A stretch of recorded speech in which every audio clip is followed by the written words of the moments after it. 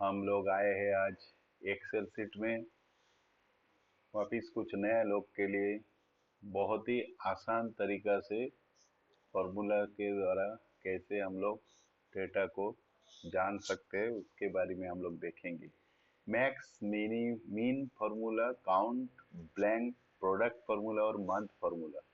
ठीक है, हम लोग क्या है, कुछ डेटा सेल में लिया है, इसमें कुछ नंबर है। हाँ, इतना नंबर डाला है इसमें। हम लोग को एक एग्जांपल के तौर दिखाया, लेकिन यहाँ पे 9 सेल में हमने डेटा लिया है। बाकी आपका मैक्सिमम डेटा रहेगा 50,000, 10,000, 2,000, 5,000, जो भी वैसा। तो उसमें से अपने को मैक्स नंबर जो है, मैक्स मतलब मैक्सिमम नंबर को हमको ढूंढने के लिए मतलब आसान तरीका है मैक्स फार्मूला यूज कर देगा। तो मैक्स फार्मूला हम लोग कैसे यूज करेंगे? पहला इजिकल टू टाइप करेंगे, उसके बाद मैक्स, ए में एक्स, मैक्स मैक्स टाइप करते देखिए फॉर्मूला आ गया है। इसको हम डबल क्लिक करेंगे, डबल क्लिक करते आ गया फर्स्ट ब्रैकेट और ये फार्मूला एक्टिव हो गए। अब इसमें नंबर 1 लिखा है, तो यहाँ से हम लोग रेंज देंगे कहाँ से अपने को कहाँ तक मैक्सिमम नंबर ढूंढना है। तो हम लोग शिफ्ट प्रेस करके डाउन एरो की वे प्रेस करते जाएंगे और अपनी रेंज दे देंगे। उसके बाद देखिए A2:A10 हुआ है, A2:A2 हुआ है। उसके बाद फर्स्ट ब्रैकेट क्लोज करेंगे। कभी भी हम लोग रेंज देंगे तो उसमें आपको जो सेल से स्टार्ट करेंगे उसी सेल से लास्ट सेल तक आपके बीच में कॉलन आएगा। कॉलन का मतलब हो गया A2 से लेके A10 तक। A2 से लेके A10 तक सारे सेल को रेंज में ले लिया है, मतलब इन बिटवीन A2 से A10 के अंदर जो भी वैल्यू रहेगा वो वैल्यू में से सर्च करेगा मैक्सिमम नंबर।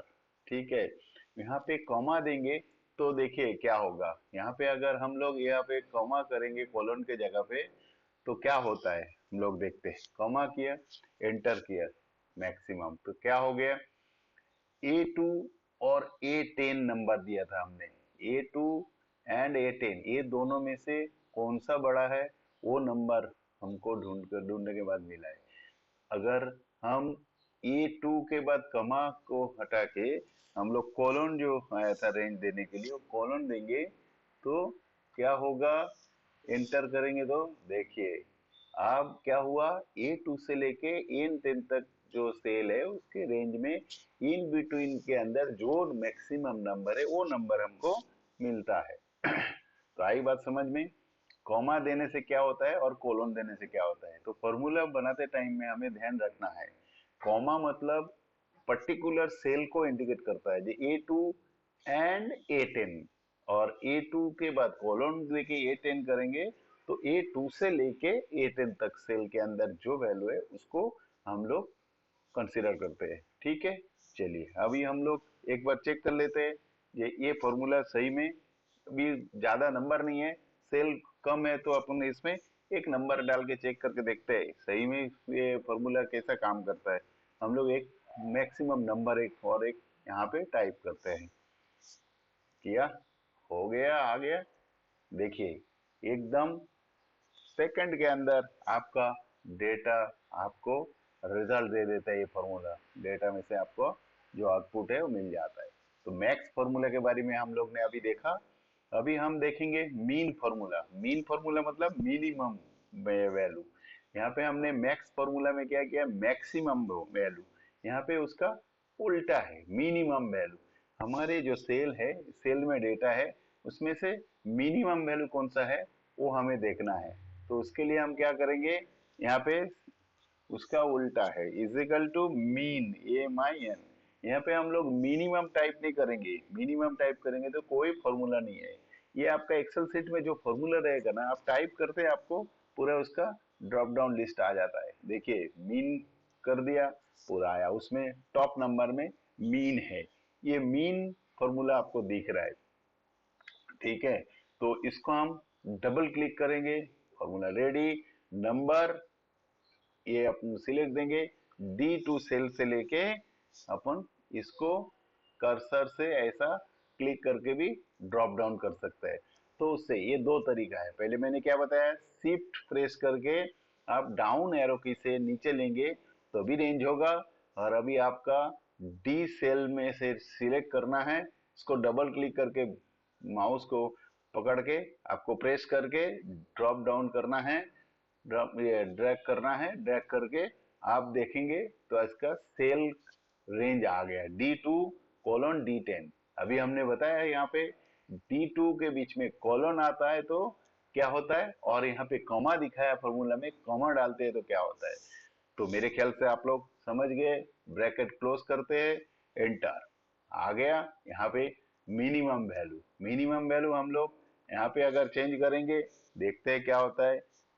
आ गया मिनिमम वैल्यू, तो मतलब हमारा ये फॉर्मूला रेडी हो गया। ठीक है। आप काउंट ब्लैंक, काउंट ब्लैंक क्या होता है, काउंट ब्लैंक में क्या है, अभी ये जो डेटा हमने बनाया, समझिए अभी सीमा रीमा ऐसा करके कोई कंपनी का एम्प्लॉयज है। वो एम्प्लॉयज चाहे प्रोडक्शन हो, चाहे सेल हो, चाहे उसका इनकम हो, चाहे उसका बोनस हो, कुछ भी डेटा हो उसमें, चाहे अटेंडेंस के ऊपर वो उसने काम किया है वो सर्च करना है, चाहे वो सेलिंग किया है उसमें सर्च करना है डेटा। क्या सर्च करना है भाई, इतना हमारा टोटल एम्प्लॉयज है, उसमें से कौन से एम्प्लॉयज ने कुछ भी काम नहीं किया है, जो एब्सेंट, एक वन शब्द में आप जान सकते हैं एब्सेंट है। तो एब्सेंट है तो कैसे निकालेंगे, कितने हमारे नौ, कितना है एम्प्लॉयज यहाँ पे हमने लिया है 9 एम्प्लॉयज है, 9 एम्प्लॉय में से कितना एब्सेंटेज है उसको कैसे निकालेंगे। एक सिंपल फॉर्मूला है, काउंट ब्लैंक। काउंट, देखिए काउंट मैंने टाइप किया, यहाँ पे ड्रॉप डाउन में देखिए पूरे फॉर्मूला दिख रहा है। हमें कौन सा चाहिए, काउंट ब्लैंक में डबल क्लिक करेंगे, आ गया। अब रेंज देने बोल रहा है, यहाँ पे देखिए फर्स्ट ब्रैकेट को रेंज देने बोल रहा है। मैंने कर्सर पकड़ा, ये रेंज, रेंज देना है, कहाँ से कहाँ तक का रेंज देना है, काउंट ब्लैंक ढूंढना है हमें यहाँ से। इसको बराबर ध्यान रखना है। आगे हम लोग यहाँ से डाउन एरो से लिया है और इसको रेंज दिया है। अगर इसको फर्स्ट ब्रैकेट क्लोज करके हम एंटर करेंगे तो 3 हमारे काउंट ब्लैंक रहा, मतलब ये जो सेल है इसमें से कितने सेल में, हमारे सेल में कोई एंट्री नहीं है, मतलब प्रोडक्शन सेल कुछ भी हो डेटा नहीं है। और इसमें अपने को ये ध्यान रखना है हम लोग यहाँ पे काउंट ब्लैंक ढूंढ रहे हैं। अगर समझो मैंने ये H10 तक दिया है रेंज, और कर्सर लेते टाइम में हमने यहाँ से शुरू किया, वापिस हम देखते हैं क्या है, क्या मतलब मिस्टेक होने का चांसेस है वो मैं दिखाता हूँ। अभी यहाँ पे ये सीमा से शुरू किया, H2 डेटा से हम ड्रॉप डाउन करते करते हम सपोज इसके नीचे तक अपना कौन सा H11 तक ले लिया, H11 तक ले लिया, ठीक है। और उसके बाद एंटर करेंगे तो रिजल्ट हमारा क्या आएगा, गलत आएगा। क्यों, क्योंकि नीचे तो हमारे उसमें एम्प्लॉयज है ही नहीं और उसका सेल तो ऑलरेडी एम्प्टी है, तो उसको भी काउंट ब्लैंक में काउंट करेंगे तो ये डेटा गलत होगा। तो फॉर्मूला क्रिएट करते टाइम में हमें ठीक से ध्यान रखना पड़ेगा, हमारा रेंज बराबर देना पड़ेगा, कौन सा सेल से कौन सा सेल तक हमें सिलेक्ट करना है।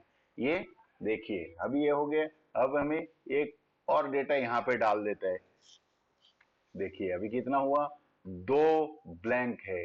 तो हम इन वन शॉट में कितने ब्लैंक है हम और कितने एब्सेंटेज है, कितना सेल नहीं किया आदमी ने, वो पर्टिकुलर आदमी का नाम नहीं पाना पड़ेगा, लेकिन कितना आदमी ने काम नहीं किया वो पता चलेगा। ठीक है, ऐसे करके हम लोग काउंट ब्लैंक फॉर्मूला से जान सकते हैं।